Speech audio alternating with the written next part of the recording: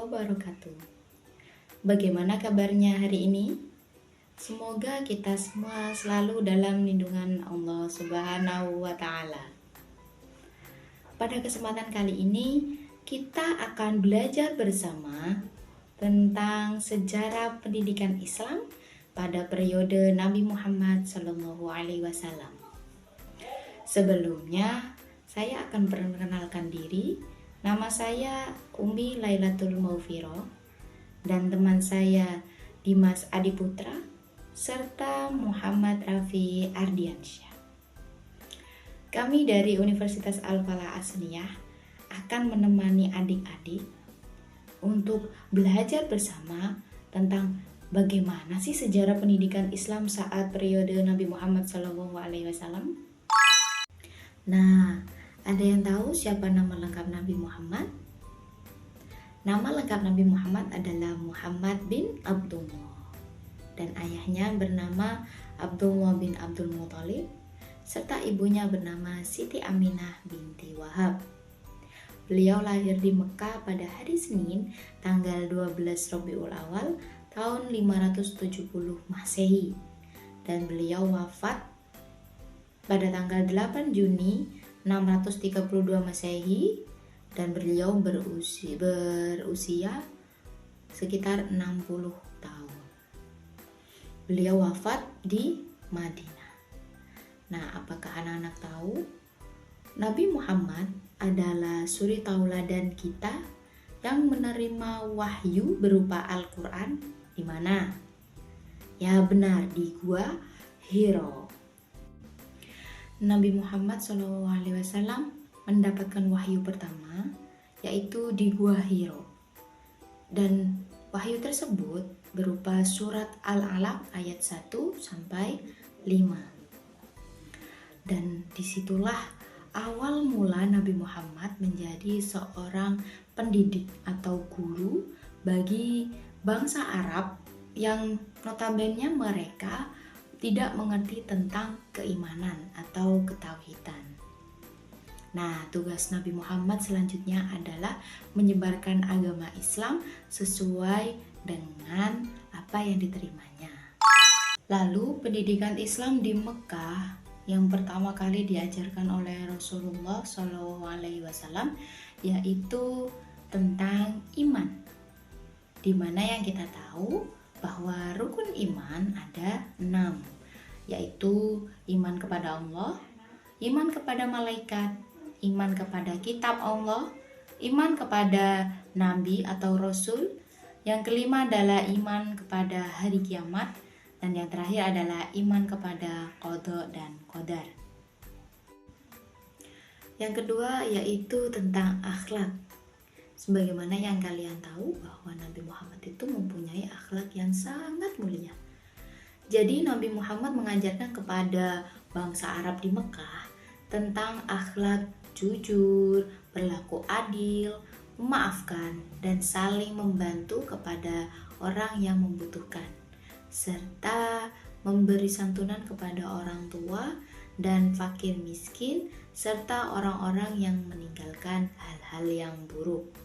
Nah, di sini Nabi Muhammad tidak hanya memberikan sekedar materi, tetapi juga menerapkan dan memberikan perilaku yang nyata. Dan yang ketiga, Nabi Muhammad mengajarkan tentang pendidikan Islam di Mekah, yaitu tentang ibadah.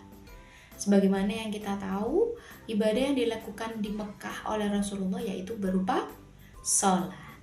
Nah, salat ini ditunjukkan sebagai rasa syukur kita kepada Allah dan juga sebagai pengabdian kita sebagai hamba atau makhluk kepada Tuhannya. Nah, dari sini kita bisa mengetahui ya bahwa pendidikan Islam pada zaman Rasulullah di Mekah yaitu berfokus kepada ketauhidan atau keimanan kepada Allah Subhanahu wa Ta'ala.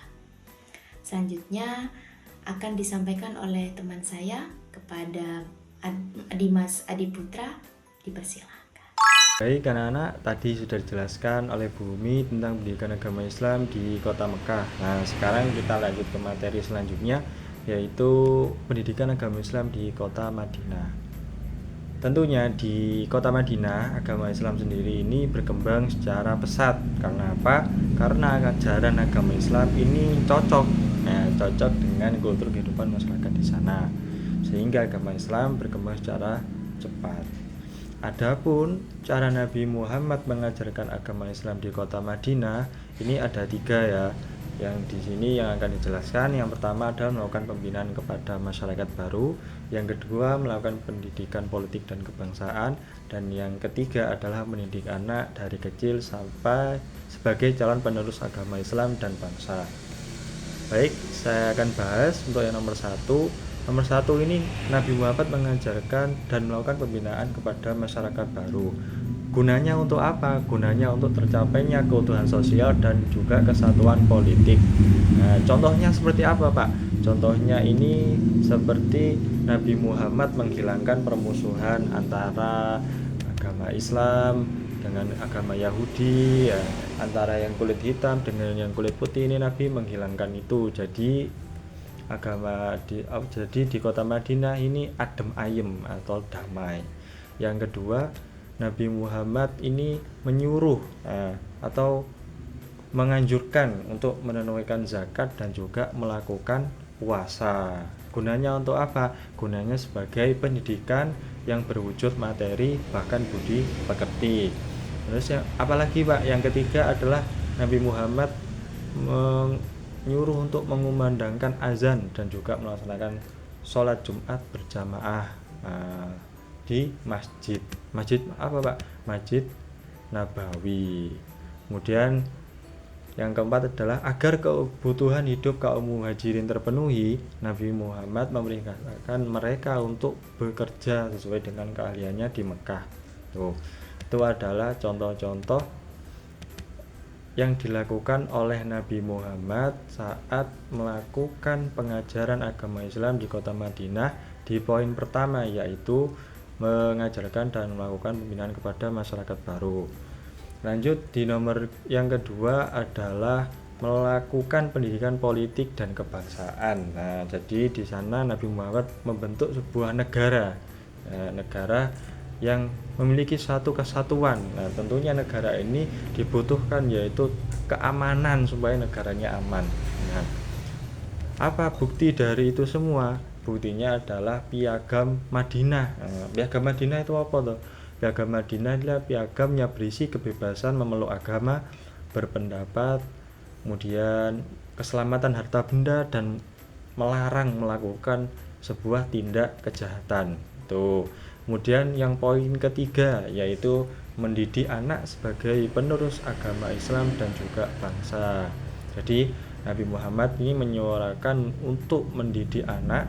Mulai kapan? Mulai dari kecil. Nah, supaya apa? Supaya sikapnya itu tertanam sejak dini. Jadi hal-hal baik ini tertanam sejak dini. Contohnya seperti apa? Contohnya adalah Nabi Muhammad mengajarkan tata cara sholat. Kemudian Nabi Muhammad menyuruh orang tua untuk mengajarkan adab dan sopan santun. Kemudian mengajarkan menjadi pribadi yang baik. Kemudian mengenalkan, ini yang tak kalah penting ya, mengenalkan tentang pendidikan ketauhidan. Tauhid apa? Tauhid itu keimanan kepada Tuhan Yang Maha Esa, yaitu Allah Subhanahu wa taala. Dan yang terakhir yaitu adalah tentang pentingnya akhlak bagi kita semua, terutama pendidikan ini dimulai dari anak usia dini. Tadi beberapa pendidikan atau pengajaran agama Islam di kota Madinah yang dilakukan oleh Nabi Muhammad SAW ya. Yang pertama apa? Yang pertama adalah melakukan pembinaan kepada masyarakat baru. Yang kedua melaksanakan pendidikan politik dan kebangsaan. Dan yang terakhir adalah mendidik anak dari kecil sebagai calon penerus agama Islam dan juga bangsa. Oke, setelah itu kita akan membahas tentang metode Rasulullah. Nah, caranya bagaimana Rasulullah melaksanakan pendidikan Islam. Nah, di sini ada 3, yaitu tentang masalah keimanan, kemudian dalam pendidikan, dan terakhir adalah masalah akhlak. Di masalah keimanan, itu masalah apa? Masalah tentang keyakinan tentang apa? keyakinan tentang Allah, keyakinan tentang malaikat, keyakinan kepada kitabnya, rasulnya, semuanya. Nah, ini Nabi Muhammad melakukannya dengan tanya jawab secara halus, jadi tidak mengkafir-kafirkan, kemudian tidak berbuat yang semena-mena, kemudian tidak berbicara secara kasar, tapi Nabi Muhammad ini melakukan tanya jawab secara pribadi, secara langsung dengan kalimat yang halus. Kemudian dalam pendidikan Nabi Muhammad di sini menggunakan peneladanan sikap. Nah, peneladanan sikap, tapi jadi Nabi Muhammad ini memberikan contoh bagaimana sikap yang baik, bagaimana akhlak yang baik, bagaimana adab sopan santun yang baik. Kemudian di ketiga ada masalah akhlak. Masalah akhlak ini kompleks ya. Jadi Nabi Muhammad menggunakan peneladanan sikap, kemudian ada ucapan atau tingkah laku. Jadi semuanya di situ dicontohkan secara detail, diberikan contoh secara langsung. Nabi Muhammad memberikan contoh secara langsung, baik secara perbuatan maupun ucapan. Baik, itu saja yang bisa Pak Dimas sampaikan terkait materi tentang pendidikan agama Islam pada zaman Nabi Muhammad di kota Madinah dan juga metode atau caranya. Kemudian akan dilanjut oleh Pak Raffi untuk materi selanjutnya. Silakan Pak Raffi. Kurikulum yang digunakan pada zaman Rasulullah Shallallahu Alaihi Wasallam. Sangat sulit bagi kita untuk bisa menentukan sistem rencana dalam proses mengajar pendidikan Islam di zaman Rasulullah Shallallahu Alaihi Wasallam. Karena kan Rasulullah bukan hanya mengajarkan pendidikan Islam dalam satu buah kelas ataupun satu sekolah, tetapi ke seluruh tempat yang beliau lalui. Jadi Rasulullah itu mengajarkan pendidikan Islam itu bukan di kelas ataupun di sekolah, bukan di satu kelas ataupun di satu sekolah, tapi Rasulullah itu mengajarkan Islam ke seluruh tempat yang pernah beliau lalui. Namun dengan melihat periode pembelajaran Islam di periode Nabi Muhammad, itu bisa kita simpulkan terbagi menjadi dua. Pendidikan Islam zaman Nabi Muhammad itu dibagi menjadi dua. Yang pertama saat periode Mekah, kemudian yang kedua saat periode Madinah. Pertama kita bahas yang periode Mekah dulu. Ketika periode Mekah, Nabi itu lebih mengacu, lebih fokus untuk mengajarkan kepada ayat suci Al-Quran dan ajaran-ajaran Nabi, yang kemudian terkenal dengan nama Al-Quran dan Al-Hadis. Yang mana dari Mekah itu Rasulullah SAW fokus mengajarkan kepada keluarganya, kepada kerabatnya, serta kepada para sahabat-sahabatnya. Itu fokus mengajarkan Al-Quran dan Al-Hadis, yang bertujuan untuk mengukuhkan iman dan takwa seseorang. Iman ialah artinya percaya kepada Allah, malaikat Allah, kitab Allah, Rasulullah, hari kiamat, dan takdir Allah. Kemudian menetapkan niat untuk ibadah kepada Allah Subhanahu wa Ta'ala. Jadi Rasulullah juga mengajarkan untuk memantapkan niat kita, memantapkan niat orang muslim pada zaman itu untuk ibadah kepada Allah Subhanahu wa Ta'ala, serta memperbagus tingkah laku, lebih berakhlak gitu. Kemudian yang kedua, yang tadi kan yang pertama saat periode Mekah, sekarang saat periode Madinah yang kedua. Sebagai upaya, ketika Nabi Muhammad di Madinah itu, Nabi mengajarkan pendidikan Islam dengan upaya mengembangkan pembelajaran agama Islam saat berada di kota Madinah. Langkah yang Nabi lakukan ketika berada di Madinah ialah dengan membangun masjid. Kenapa Nabi membangun masjid? Karena membangun masjid pada saat itu ialah salah satu cara yang sangat efektif untuk menyiarkan atau menyebarkan agama Islam, atau ajaran-ajaran Islam, atau pendidikan Islam. Jadi membangun masjid ialah sangat efektif sekali, karena masjid tempat berkumpulnya orang-orang, baik untuk melakukan sholat berjamaah, baik untuk mengaji, zikir, dan lain-lain. Cara itu lebih efektif daripada door to door atau dari rumah ke rumah. Adapun materi yang diajarkan ketika Nabi berada di Madinah yaitu pertama, Nabi mengajarkan tentang ketauhidan, tata cara ibadah, memperbaiki akhlak, menjaga pola hidup sehat, serta pengetahuan kemasyarakatan. Jadi ketika Nabi Muhammad SAW itu berada di Madinah, Nabi Muhammad itu mengajarkan tentang ketauhidan dan tata cara ibadah. Kemudian ditambahi dengan memperbaiki akhlak, mengajarkan akhlak Nabi kepada masyarakat, dan menjaga pola hidup sehat, bagaimana cara hidup sehat, bersuci, dan lain-lain, pola makan sehat, serta pengetahuan kemasyarakatan. Kemudian poin selanjutnya, kelebihan dan kekurangan pendidikan agama Islam di zaman Rasulullah. Berbicara tentang suatu pendidikan, maka tidak akan bisa lepas dari metode yang digunakan dalam proses pembelajarannya. Tentunya memiliki kelebihan dan kekurangan masing-masing. Dan ini juga terdapat di zaman Rasulullah SAW. Karena masyarakat Arab, orang-orang Arab itu, khususnya di kota Mekah, itu banyak yang dari mereka itu tidak mampu membaca dan menulis atau buta huruf. Berikut adalah kelebihan dan kekurangan pendidikan agama Islam. Yang pertama, kelebihannya itu Nabi Muhammad lebih banyak menggunakan praktek sederhana dalam kehidupan sehari-hari. Nah, ini termasuk kelebihan karena menggunakan praktek sederhana itu mudah difahami dan mudah ditiru oleh masyarakat pada saat itu. Kemudian kelebihan yang kedua ialah metode yang digunakan. Metode itu lebih banyak menggunakan lisan dan hafalan. Mengingat kekuatan hafalan masyarakat Arab itu sangat kuat dan tinggi. Jadi meskipun masyarakat Arab itu, orang-orang Arab itu tidak bisa membaca dan menulis, tapi kemampuan hafalan mereka itu sangat tinggi dan sangat kuat.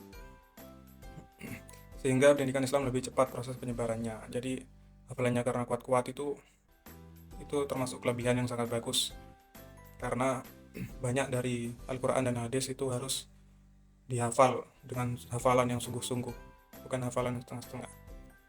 Terus mengenai tempat pendidikan Islam zaman Nabi Muhammad SAW itu sangat fleksibel. Dimanapun tempatnya itu bisa untuk dilakukan kegiatan belajar mengajar pada saat itu, asalkan dapat digunakan untuk berdakwah agama Islam. Asalkan tempat itu sesuai syarat, bersih, suci, dan lain-lain. Asalkan pantas gitu. Kalau tempat itu sudah pantas untuk melakukan kegiatan belajar pengajaran dimanapun itu, maka di sanalah kegiatan belajar mengajar akan dimulai. Gimana teman-teman? Sudah jelas kan ya penjelasan dari kita? Jadi kesimpulannya adalah pendidikan Islam pada zaman Rasulullah SAW terbagi menjadi dua. Yang pertama adalah periode di Mekah, yaitu penanaman nilai-nilai ketauhidan kepada Allah Subhanahu wa Ta'ala. Selanjutnya adalah yang kedua, periode Madinah, yaitu pendidikan sosial politik dengan pembinaan lanjutan agar mampu menjiwai apa yang diajarkan. Nah, jadi sampai sini dulu penjelasan dari kami.